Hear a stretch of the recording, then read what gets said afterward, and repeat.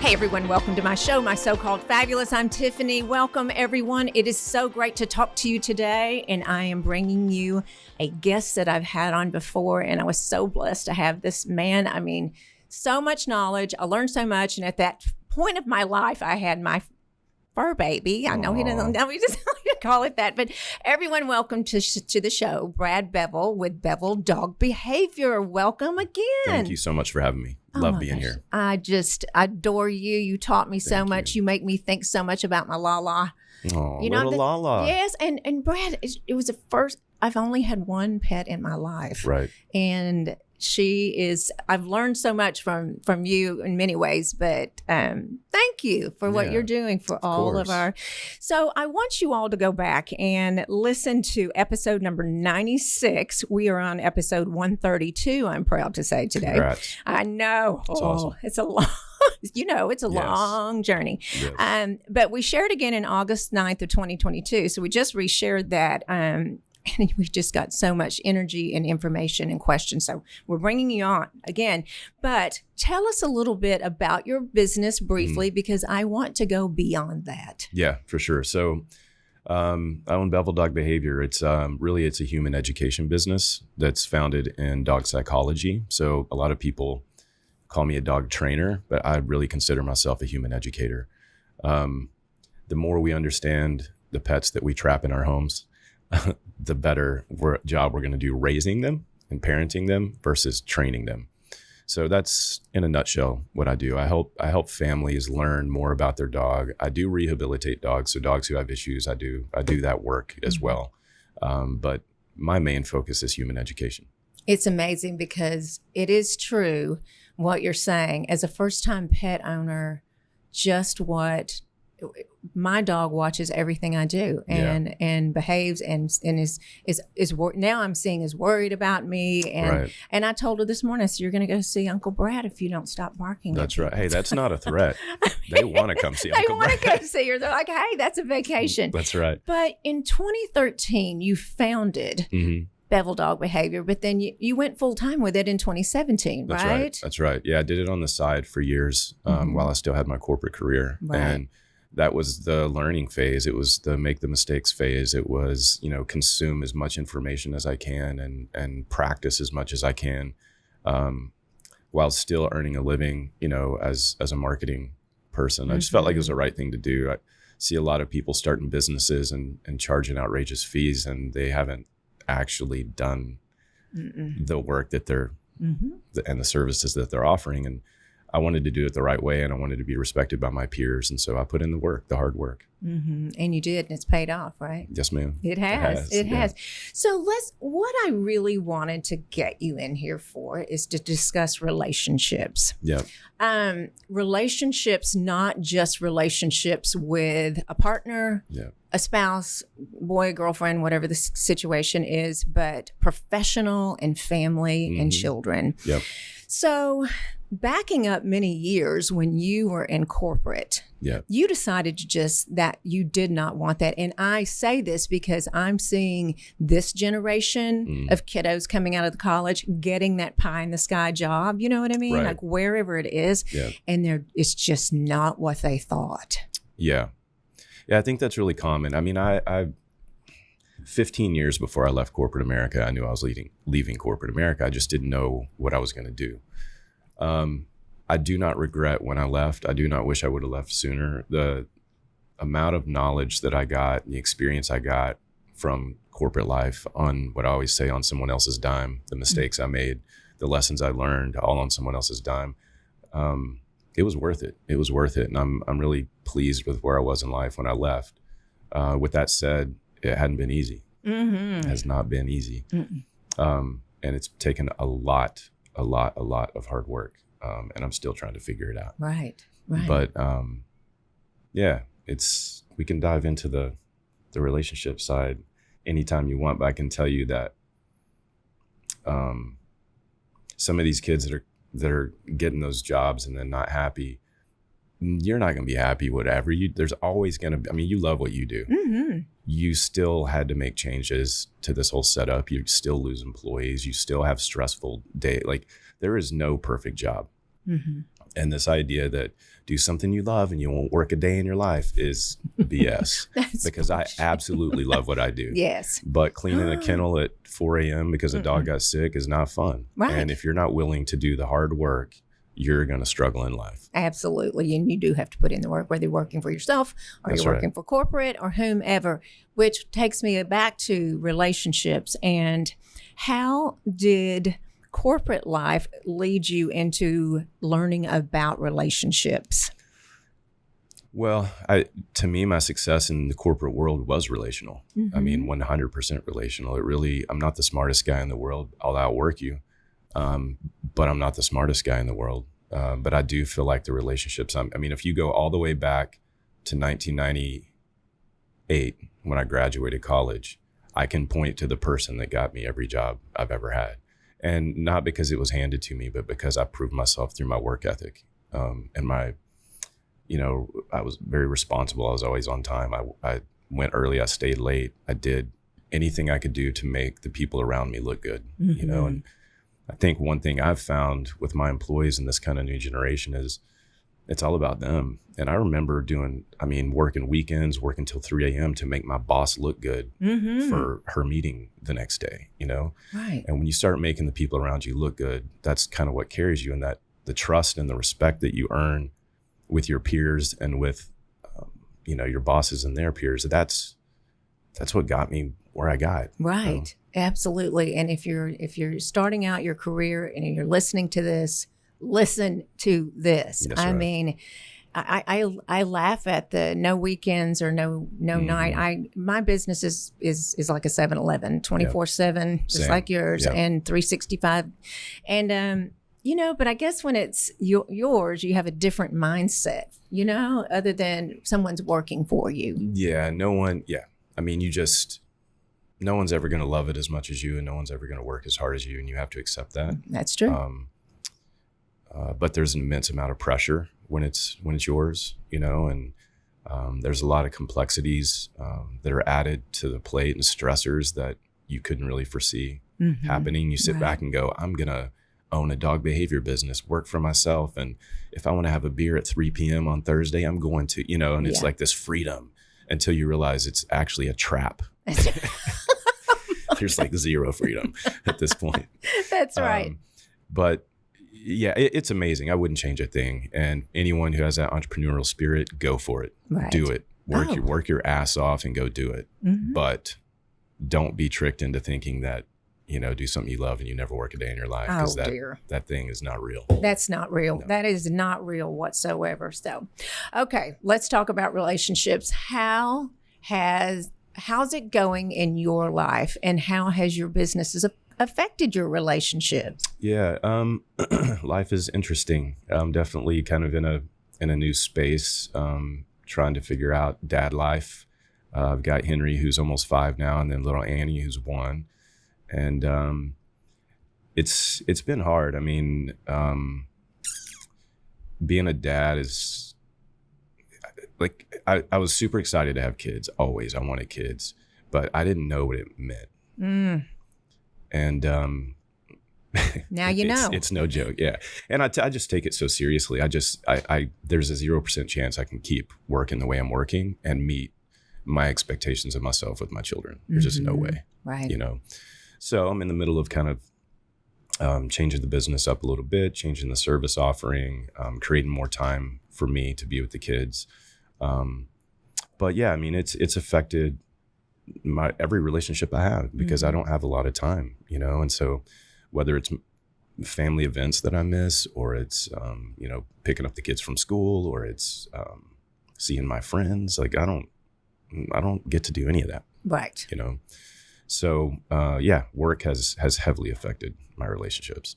When I met you, gosh, it's been a year ago now, I think, a little over a year ago, we were talking about parenting and what a difference it means in your life and how you strategize differently. And I always say there is not, the job in the pie in the sky, the most important job is being a parent. 100%. Because we are teaching these kids how to be. Yep. I mean, you said Annie has her own personality, much like yourself. She's very much like me. Yeah. And then Henry, which is 5 now. Almost 5. Yeah.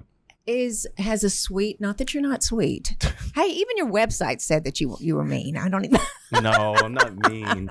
No, not the nice. You're not the nice one. The best description of me I've ever heard was Carson Kressley on Andy Cohen's show, and he said he's super hot, a little grumpy.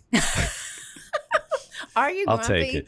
No, I'm serious and I'm passionate. Yeah, I'm a very serious person, and I'm passionate. And it can come across as, maybe a little too direct or a little grumpy. Mm-hmm. And I'm structured, and I'm disciplined. Yes. And so all that stuff definitely comes across. That's right. But yeah, Annie's a firecracker. She's totally me. I have no idea what I'm going to do with her. And Henry's just the sweetest spirit, just happiest kid, so compliant and kind and thoughtful. Mm-hmm. And Annie may end up being similar, but she definitely pushes boundaries at 1 more than Henry ever did. You're in trouble. I know it. At 1. And she's so cute. She is so cute. Yeah. Oh my gosh, she's adorable. So when you talk about relationships like my husband and I, or you and your partner. Yep. If you talk about that, I relate this back to your website when we were talking about what you do for animals. Yep. And I was going to ask you, dog behavior versus human behavior. Okay, so we talk about leash and barking excessively and jumping on guests and pottying in the house and whining. And I told you when you walked in, Greg, my husband, goes to Austin part of the week to train. Right. And when he comes home, I have to get him back on leash. That's right. Because he's been free. That's right. So it's hysterical. I'm like, we got to get you back on leash. And we're teasing, of course, but it's true. Yeah, and there's some aspect. Yeah. So talk about, I know you can help animals. Yeah. But do the things that I listed here, is that hard to teach humans? No, I mean, it's all the same. Remember, because you're using the term animal behavior versus human behavior, but you have to remember humans are animals. Mm-hmm. That's true. And we're more complex for sure. And you definitely have to go deeper with a human than you do with a dog, because we have the ability to lie. Mm-hmm. We have the ability to cover things up. We have the ability to feel one way, but look or appear another way. And dogs don't, horses don't, goats don't, chickens don't. Like, what you see is what you get. How they feel, their energy, their body language tells you exactly how they feel in the moment. Mm-hmm. And humans are a little more complex, but ultimately, like, underneath it, it's all the same. So the concept you're talking about, like, let's apply it to children, sending them to grandparents' house where they have life skills that they were not required to use for a weekend, right? Mm-hmm. So they created new behavioral patterns and they were rewarded for those behavioral patterns, right? And so when they come home, we have to kind of, I think, use the word like snap them back in or get the leash back on or whatever. Yeah. When the kids come back home, we have to start requiring them to use the life skills that grandma and grandpa didn't. So when it comes to dog owners and my clients, I say, stop being the grandparents. Like, you are the parents. Do parents train their children? No, they raise them. They teach them daily, moment by moment by moment, how to behave in a way that is going to hopefully yield the best results as an adult, right? And so our job is to give our children life skills. It's not to tell them what to think. This is just my opinion. It's not to tell your children what to think. It's to teach them how to think and how to behave. Oh, yeah. And that's called parenting. And so you don't, like, I'm not going to send Annie and Henry to a human expert for 5 weeks and expect that I never have to teach them again. Right. It's constantly raising. And so what I do with my clients and their dogs is the same thing that I'm doing with my children in terms of raising them, parenting them. And does that work? Does it? I mean, come meet my kids and see for yourself. Yeah, because I mean, of course it works. Like, we do it with children naturally. So, infants don't speak English, neither do dogs. So how can we communicate with an infant without our mouth? Right. Energy, right? Moms have that beautiful, innate ability to use their energy to calm their infant. It's energy. Body language, we soften ourselves, we get lower, right? Touch, we might guide them with the arm because we can't tell them, hey, don't go there, right? Space will claim things that could potentially hurt them, like to keep them at a distance so they don't get hurt, like the stove, right? So energy, body language, touch, space, and then sound. You know what? This is resonating with me because in the morning, back when my daughter was living with us during COVID, they would come. I'm very early riser, so work out, and then I'm in the kitchen working. And my body language and my actions and how I looked, they both read it very quickly, and the day could go to hell in a handbasket, or it could be a fabulous day. Yeah. You know what I mean? Just sometimes I'm in that business mode and I'm not thinking correctly, but the same type of situation, right? How you react. Totally. Energy's first. I have this, I call it the relationship pyramid. And at the bottom, it stacks to get ultimately at the top to like contentment, balance, healthy relationship, right? And at the bottom is energy, because I don't care what you're saying or doing for your partner or your children or your dog. If you're doing it with negative energy, you're screwed. Like from the beginning, you're screwed, because they can feel it and they can see it, and it comes through your body language, and then your communication isn't going to be good. So the second layer of this pyramid is communication. You have to be clear, consistent, and fair. And if you're not clear, consistent, and fair with your communication, whether it's your dog, your children, or your partner, you're going to struggle. So energy first, calm and confident with dogs. If it's going to be with humans, you have calm, confident, you have calm, surrender. So I'm calm, but I'm surrendering. Like right now, this is your podcast. I'm not going to come in here and act like it's mine and try to guide the conversation. I'm surrendering to you right now, and I'm calm about it. So you either have calm, confident, calm, surrender, or happy-go-lucky. And that's, let's go to Vegas for the weekend and have a good time and be happy-go-lucky, But those are the three energies we can use. Then communication, calm, confident, clear, consistent, and fair, right? After that's fulfillment. So if you have solid energy and you're clear, consistent, and fair with your partner, you have to fulfill them, and you have to fulfill them the way they want to be fulfilled, not the way you want to be fulfilled. And that's something that we all struggle with. And I've really struggled with that one. It's like, I'm an acts of service guy, right? And so my way of doing acts of service is working. It's providing. Well, if I'm with a quality time person, that presents a challenge. Very much so. Because I'm not around. That's my husband and I. Yeah. I'm acts of service. Same. It's tough. It's really tough. Tough. Yeah. It's easier to, so I'll finish the pyramid and then I'm sorry. I'll get, and then I'll get to matchmaking. But so we've got the energy piece, we've got the communication piece, clear, consistent, fair. We now have fulfillment, body, mind, and heart. And that's where love languages come into play, right? Understanding who you're loving and how to fulfill their body, mind, and heart in a way that makes them happy. And at the very top, you have contentment. And to me, balance, healthy relationship, it requires order, safety, and comfort. And if you don't have order, safety, and comfort, you don't have happiness. And you take a look at like the most, the happiest countries in the world, they do that survey every year. Yep. It's almost always like Scandinavian country because there's so much order, safety, and comfort. Yes. And so, Ukraine's probably not going to win this year, right? No. Syria's probably not. And I'm not making a joke. It's just like when you're in survival mode, you can't feel safe or feel comfortable. Therefore, you can't really fully be content or balanced or happy, right? Yeah. So that's the pyramid: energy, communication, fulfillment, and then contentment. And that works in any relation. Should work in any relation, any relationship, with an animal, the human, or versus right. Yeah, and that's why I say I'm a human educator. I'm not a dog. I mean, a dog behaviorist, but I'm not a dog trainer. I'm more rehabilitate the dog, get them back to a state of balance, and then teach the family how to keep them there. Right? That's kind of what I do. But what I was going to say about that fulfillment piece when we started talking about the love languages is matchmaking. And we'll go back to the corporate world. They love to send managers to these classes that teach you how to adjust your style, to understand your people and adjust your style based on the employee that you're working with or talking to.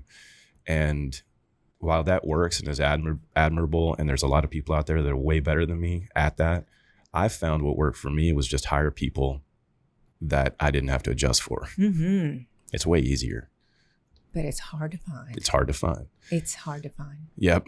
And I wouldn't have a business right now if people knew how to pick dogs. That's true. Everyone picks the wrong dog for them because they don't understand energy. They don't understand communication. They don't understand fulfillment, and they don't understand contentment. Mm-hmm. And if they did, they would choose a dog that was an easy fit for them. Mm-hmm. A lot of my clients, we've had dogs before. We've never had one like this. Well, you got the right dog before that was easy for you. Mm-hmm. You don't understand this one because it's not a match. Right. It's not the compatibility is not there. Mm-hmm. So obviously that's a really easy transition into, romantic relationships between humans. Compatibility is everything. Mm-hmm. It's everything. Gosh. It is.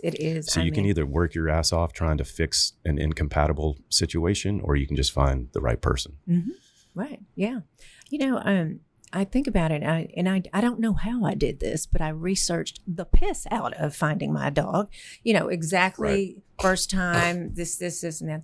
And it just, I have to say, and you may disagree, but we are blessed with the right one for our family in the situation. My husband found me, and, it is more difficult because he is a total different, his love language is way over there and mine is way over at the other side of the room. Yep. And, you can love each other so much, but when your love languages, it's just very, very difficult to do, Yeah. I mean, it's no secret that anyone, first of all, listeners, if you're taking relationship advice from me, have fun. I haven't been very successful. I can talk about it, but it's hard to practice.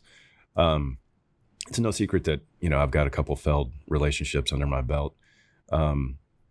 And I remember, a couple that stick out that, were some of the longest relationships I've been in, where it's like you're screaming, I love you, but it's not being received. Mm-hmm. And they're screaming, I love you back, and it's not being received. And it's heartbreaking because both people are good people who are trying, but the compatibility is not there. Right.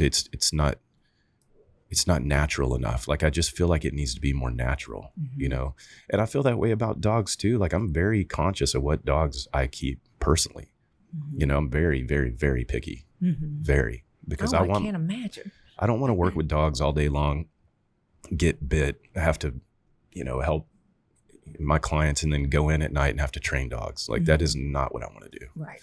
So I'm just really picky, and I should maybe be that picky about the women I date. Right. That is true. That is true. I'm telling you, you need to be picky. And, I know. So when in your past relationships and future relationships, what is your first, do you look at their mind? My husband looked at my ass first. Then my mind came, you know what I mean? Thank goodness it worked out for him. But is there something, because I think the older you get, I look at some people that are in their 70s, men especially, divorcing, and then selecting someone generations younger that is not thinking on the same wavelength whatsoever. So go back to my question: what are you attracted to? Energy. Because I've been so programmed over the last decade to just read energy, and I'm attracted to energy, which is why, I don't have a type. I mean, if we had pictures of girls that I've dated in my life, I do not have a type. You don't. It's all over the place because it's energy. Mm-hmm. Sometimes it's this peaceful, almost safe energy feeling. Yeah. Sometimes it's this boss, has accomplished so much and is so elite at what they do that's attractive. Sometimes it's just, this feeling of acceptance, non-judgmental, friend level, just going to support, that's attractive, so it's energy. Mm-hmm. I'm not going to sit here and lie and say that, I'm not attracted to certain physical attributes, of course, but I think the first thing I feel is energy, and it goes one of two ways. Either I'm just drawn to it, or I'm unsure about it, and so I need to break down the wall. Mm-hmm. So it's either a challenge or it's just oh man, I'm drawn to that. Mm-hmm. But I like challenges, which is probably why I end up with the wrong people.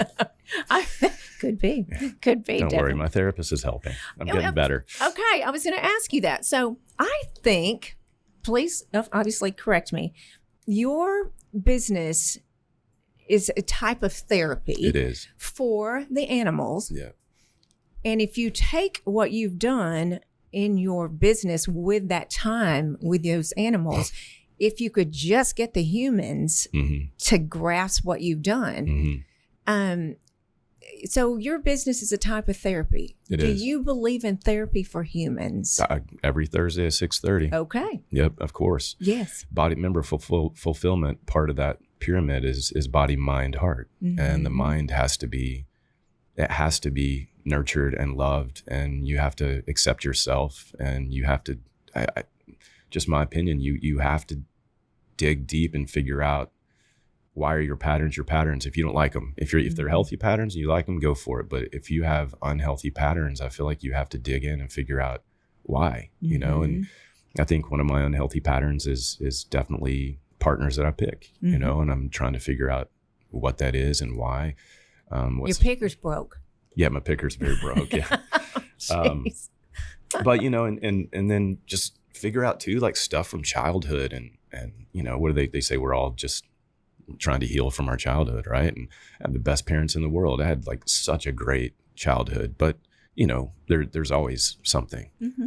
And so, yeah, I believe in therapy. I do I am the therapist in a way, you know, for dogs. So if I'll spend this much time, I dedicated my life to doing therapy for dogs, then I need to also take care of myself. Absolutely. You know? I mean, and it's not easy. No. World is weird. Oh, so weird. It's weird today. There's too many. I have a friend that I'm about to go a little, I'm on topic, but if y'all want to cut this out, you can. But I have a friend who recently started dating, and she's awesome, really cool, really talented, beautiful, smart, has, you know, an incredible career. And for the first time, she got on an app, a dating app, and I've never been on one. I don't know why. I'm just too old school. I just refuse to do it. It just, there's no energy, right? It feels very zeros and ones. It doesn't, I've got to, I don't know. I can't interact with a picture and like a bullet point list of, I just can't do it. So she was showing me her thing, and I was making her make changes to it and stuff. But the whole time I was looking at it, I just kept going, I can't do this. I'm like, I cannot do this. It's just so bizarre to judge someone by some bullet points and a picture. And the pictures, from what I understand, aren't always representative of what's going to show up.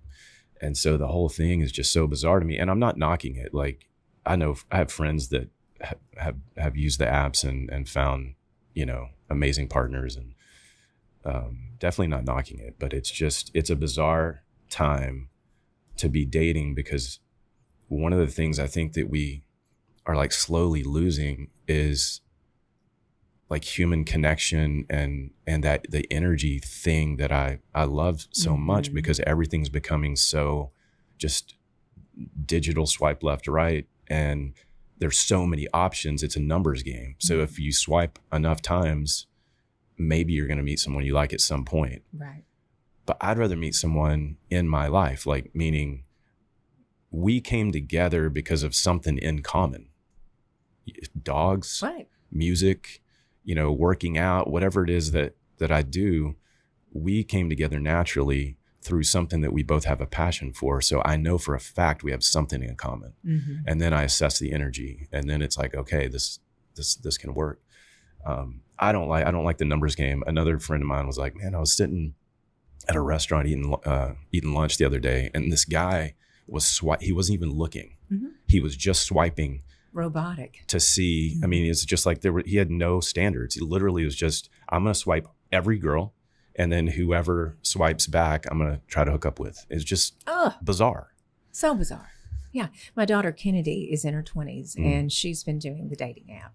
So discouraged. How's it going? So discouraged. Yeah. So discouraged. Either they're not representative of who they are. And and I hear that more so with the female side, that it's older pictures and editing and all these other things. But no, just very discouraging, and I don't know if it's her age. I'm like, expand the age. Let's do something else. Right. But it is. But there's a time and place. I think once you get past your 20s, you have a different mindset. But and I don't really care where anyone meets. I mean, it's like the people online are the same people in bars, or the same people that are my clients. It's not like there's a group of online people and a group of bar people. And I mean, we're all just people trying to be happy and get by. Right. And I think, the phone is a tool. I think if you use it right, it can help. Like, I'm not anti. It's just, I think in general, people have too many options. And this whole like Uber Eats, we just get anything. Amazon delivers the same. Like, we get everything we want when we want it.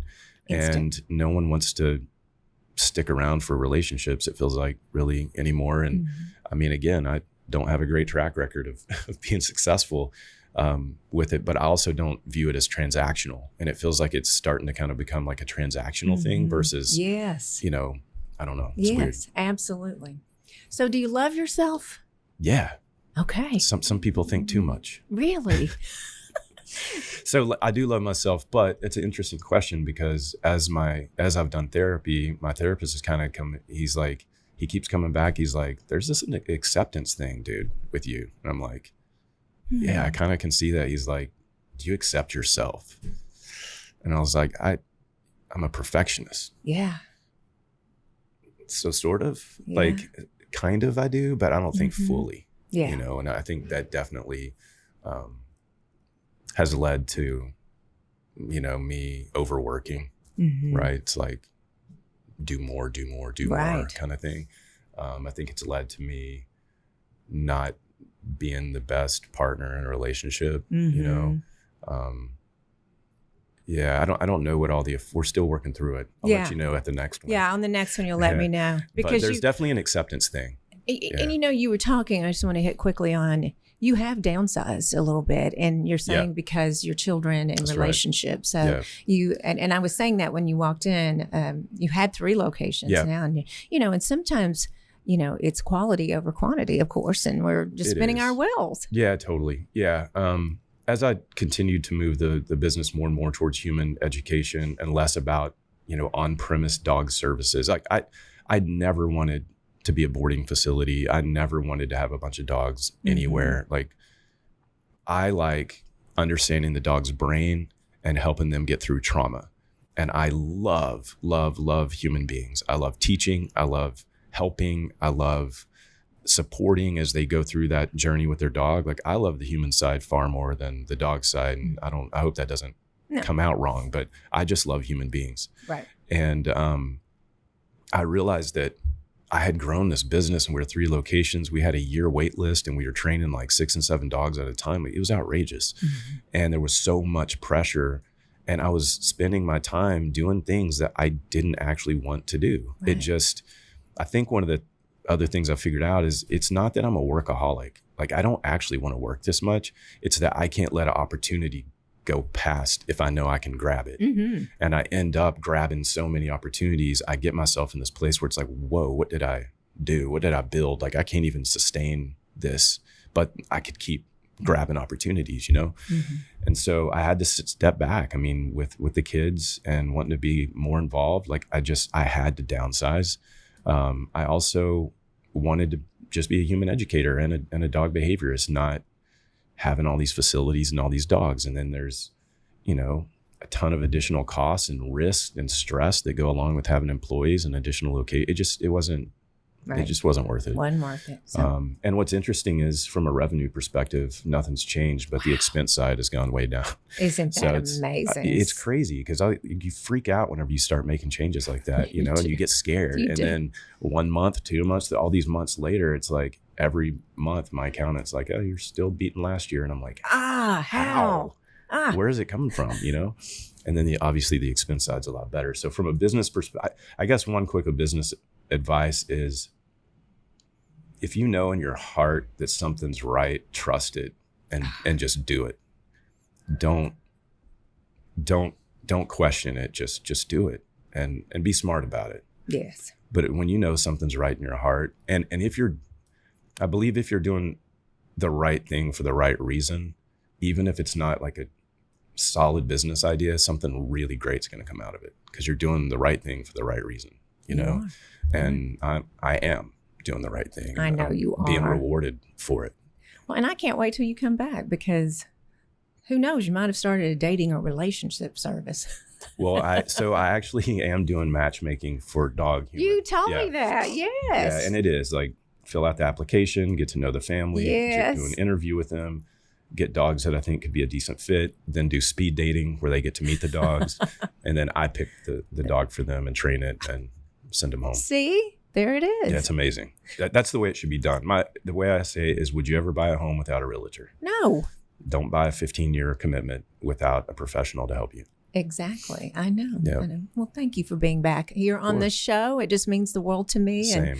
And I'm following along and watching. I'm watching you. You better be. Better be I'm watching you too. Okay. How can we find you? Instagram is at Bevill Dog Behavior. YouTube, Bevill Dog Behavior, BevillDogBehavior.com. Yeah. All that stuff. But thank you for having me. Absolutely. I really appreciate it. I just adore you, and I just Same. feel like you're just one of my own, of Thank course. you. So everyone, you can see this on YouTube. We are at Tiffany Blackmon, new YouTube channel, and we're so excited about that. And of course, you can listen to this on many podcasts. And everyone, have a wonderful day. Good luck with your relationships and keep being fabulous.